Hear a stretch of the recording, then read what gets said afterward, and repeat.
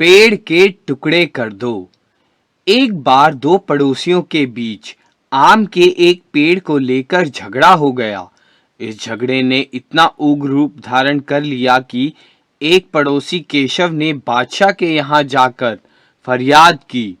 पेमिला नामक एक पड़ोसी मेरे लगाए हुए आम के पेड़ पर कब्जा करना चाहता है, जबकि 7 वर्षों से मैं उसकी देखभाल कर रहा हूँ। अतएव मुझे न्याय दिया जाए।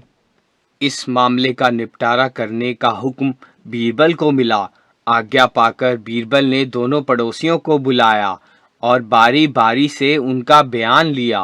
केशव ने पूर्व कथनानुसार बीरबल के सम्मुख अपनी बात कह सुनाई।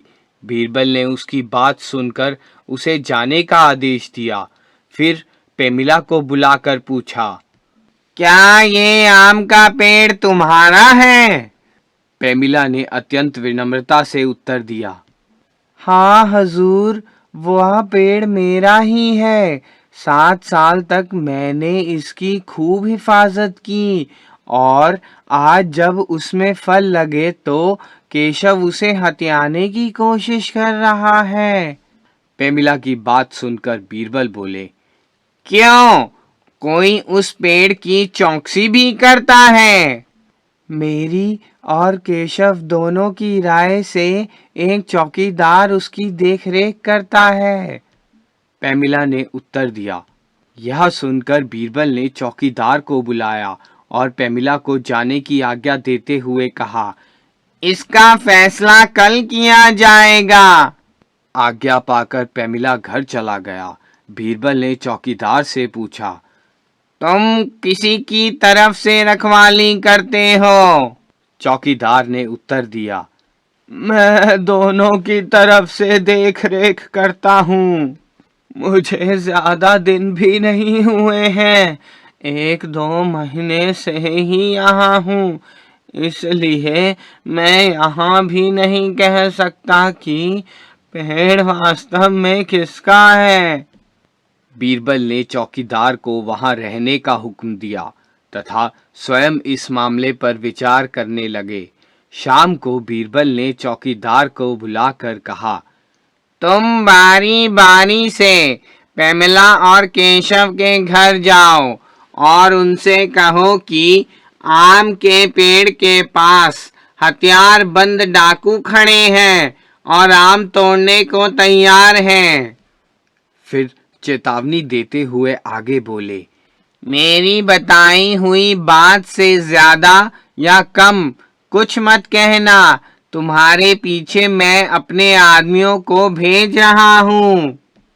उसके बाद बीरबल ने चौकीदार के पीछे पीछे अपने 2 विश्वास पात्र नौकरों को भेज दिया और उन्हें समझा दिया, तुम पेमिला और केशव दोनों की बात सुनना और जो कुछ उनके बीच बातचीत हो आकर मुझे बताना। आज्ञा पाकर दोनों नौकर चौकीदार के पीछे हो लिए। चौकीदार पहले केशव के घर गया। केशव उस समय घर पर नहीं था, इसलिए वह केशव की स्त्री को सारी बात बताकर आ गया। पेमिला भी घर पर नहीं था, इसलिए पेमिला की स्त्री को बीरबल द्वारा कही गई बात बताकर चौकीदार घर लौट आया।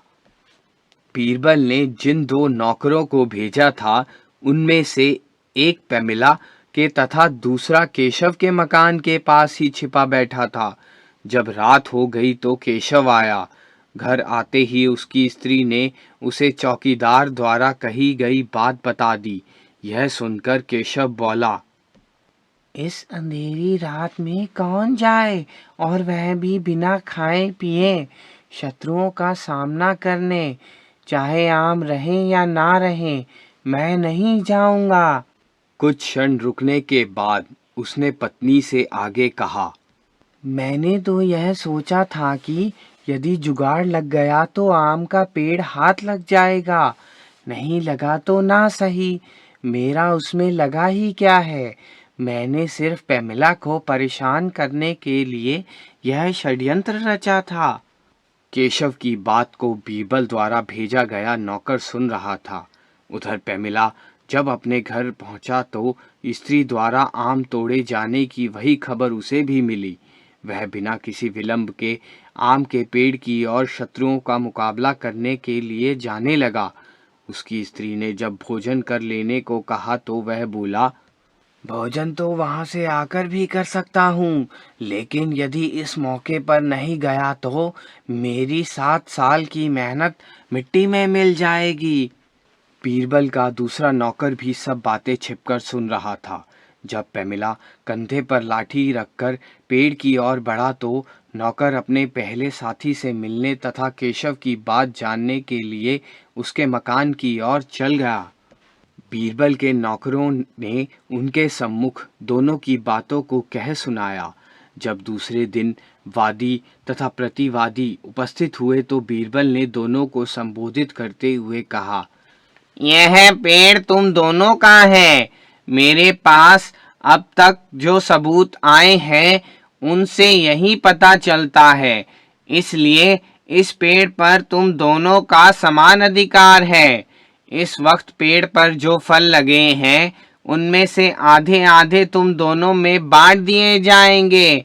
अब रह गया पेड़, वह भी काटा जाएगा और उसकी लकड़ी आधी आधी तुम दोनों में बराबर बराबर बांट दी जाएगी। इस हुक्म को सुनकर केशव बहुत खुश हुआ। बीरबल ने जब केशव से पूछा तो उसने स्वीकृति से सिर हिलाकर कहा, आप जो भी आज्ञा देंगे वह शिरोधार्य होगी। पेमिला इस अन्याय को सुनकर एकदम स्तब्ध रह गया। उसने गिड़गिड़ाकर बीरबल से प्रार्थना की, दीवान जी, यह पेड़ केशव को भले ही दे दें, लेकिन इसे कटवाने का हुक्म ना दें। यह मुझसे नहीं देखा जाएगा। इस साल तो उसमें टिकोरियां लगी हैं। कहते कहते उसका कंठ भर आया। बीरबल को विश्वास हो गया कि यह पेड़ निश्चय ही पेमिला का है। उन्होंने नौकर को केशव की ओर इशारा करते हुए उसे सजा देने को कहा। केशव समझ गया कि अब असलियत छिप नहीं सकती, इसलिए उसने अपराध स्वीकार करते हुए बीरबल से दया की याचना की। लेकिन बीरबल ने सोच विचार करके उसे उसके अपराध के मुताबिक दंड दे दिया। बादशाह को जब इस फैसले का पता लगा तो उन्होंने बीरबल की बुद्धिमानी की अत्यंत प्रशंसा की।